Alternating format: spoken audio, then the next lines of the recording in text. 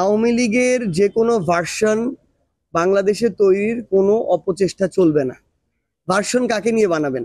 আওয়ামী লীগের ওই মন্ত্রী, এমপি, জেলা উপজেলার যারা সভাপতি সেক্রেটারি ছিল, বড় বড় চেয়ারম্যান ছিল, আপনি তো আর ইউনিয়নের আওয়ামী লীগের মেম্বারকে আওয়ামী লীগের সভাপতি বানায় দিবেন না, এটা তো করা সম্ভব না। সো এরা প্রত্যেকেই আওয়ামী লীগের সুবিধাভোগী, এরা প্রত্যেকেই ফ্যাসিস্ট কাঠামোর সাথে জড়িত। আপনার নওগাঁ জেলার আওয়ামী লীগের সভাপতি সেক্রেটারি এমপিরা কি করছে এটা আপনারা সবাই খুব ভালো করে জানেন। সো তাদের মধ্যে মানে ডিফাইন করা, মন্দের ভালো খোঁজা, যারা এক একজন হাসিনাকে ফ্যাসিস্ট হাসিনা বানাইলো, এই সুযোগ বাংলাদেশে হবে না। আপনি যদি বাংলাদেশের ভালো মানুষরা আবার একত্রিত হয়ে একটা রাজনৈতিক আরেকটা দল গঠন করতে চায়, করুক, সমস্যা নাই। কিন্তু আওয়ামী লীগ, রিফাইন্ড আওয়ামী লীগের যে কোনো ভার্সন বাংলাদেশে আর এই অভ্যুত্থান পরবর্তী বাংলাদেশে কোনোভাবেই প্রাসঙ্গিক না। এটা আমরা আমাদের জায়গা থেকে কখনো মেনে নিব না। আরেকটা জিনিস শুধু বলি, যেহেতু এই কথাটা আসলো, নতুন একটা রাজনৈতিক দলের নাম শুনতেছি রেজিস্ট্রেশন পেতে যাচ্ছে, নাম নাকি জাতীয় লীগ।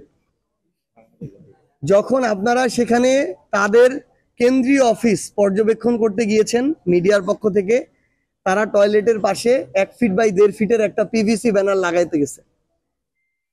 আমরা ভাই রাত দিন পরিশ্রম করে আমার নেতা কর্মীরা প্রত্যেকটা জেলা উপজেলা ইউনিটে অফিস নিতে হয়েছে আমাদেরকে। এখনো অনেক অফিসের টাকা পায় ধার করা দিয়ে, অনেকের ব্যক্তিগত টাকা দিয়ে, এরকম হয়েছে। অনেক জায়গায় আমরা নিতে পারি নাই। 200 করে প্রত্যেক ইউনিটের সদস্য ফর্ম সংগ্রহ করতে হয়েছে, বাড়ি বাড়ি গিয়ে মানুষকে কনভিন্স করতে হয়েছে, তারা কনভিন্স হয়েছে, সদস্য ফর্ম পূরণ করেছে, এনআইডি কার্ডের ফটোকপি দিয়েছে। প্রায় 22টা জেলা, 1/3 জেলা উপজেলায় বাংলাদেশের আমাদের অফিস আছে, আমাদের কমিটি আছে। এরপরে এত কিছুর পরে নিবন্ধন প্রক্রিয়া আমরা সম্পন্ন করার দিকে গিয়েছি, তারা সন্তুষ্ট হয়েছে। আর যার টয়লেটের পাশে একটা 1 ফিট বাই 1.5 ফিটের পিভিসি দিয়ে কেন্দ্রীয় অফিস হয়ে যায়, যার কোনো সভাপতি সেক্রেটারি থাকে না, যার কোনো বাংলাদেশের কার্যক্রম থাকে না, জেলা উপজেলা কমিটি থাকে না, কিছু থাকে না, সে কিভাবে কোন সো কল্ড ক্রাইটেরিয়ায় মনোনয়ন বা নিবন্ধন পাওয়ার উপযুক্ত হয়ে যায়? আমরা এটাতে আসলে খুবই হতাশ নির্বাচন কমিশনের প্রতি। তাদেরকে অনুরোধ করব, তারা যেন নিজেদের ওই সো কল্ড বোগাস ক্রাইটেরিয়াগুলোকে সংশোধন করে। আগের ক্রাইটেরিয়া নিয়ে চলার জন্য তাদের এই নতুন অভ্যুত্থান পরবর্তী নির্বাচন কমিশন হয় নাই। তো নির্বাচন কমিশন ওইটাই হইতে হবে, যেই নির্বাচন কমিশন ওই রুলস রেগুলেশন ফলো করবে, যেই রুলস রেগুলেশনটা ওই স্ট্যান্ডার্ড থাকবে, যেটা দিয়ে বাংলাদেশে এমন রাজনৈতিক দল হবে যেটাকে সবাই চিনে। কিন্তু আমরা এটাতে খুবই আশাহত যে এনসিপির সাথে তাদের নাম উচ্চারণ করা হচ্ছে। সো এই বিষয়গুলোতে তাদের আমরা স্ট্রং সংশোধন এবং নতুন পলিসি প্রত্যাশা করি।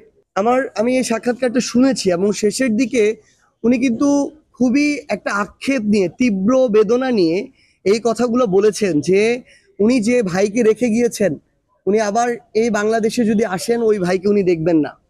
উনার যেই ঘরে উনার সারা জীবনের স্মৃতি, উনার পরিবারের, উনার বাবার থেকে শুরু করে, ওই ঘরকে মাটির সাথে মিশিয়ে দেওয়া হয়েছে। এই স্মৃতিগুলোর জায়গাগুলি উনি কোনোদিন পাবেন না।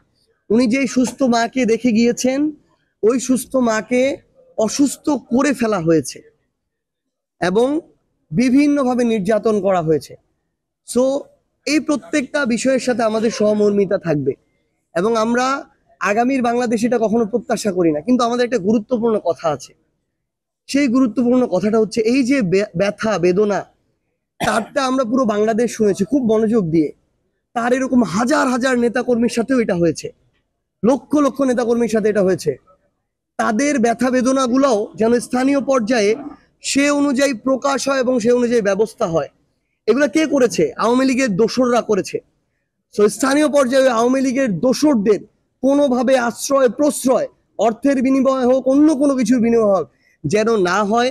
বিএনপির সেন্ট্রাল কমান্ড জনাব তারেক রহমান বলি, বেগম খালেদা জিয়া বলি, তাদের থেকে শুরু করে একদম রুট পর্যায়ে যারা আছে, তারা যেন এই জায়গাটাতে স্ট্রিক্ট থাকে।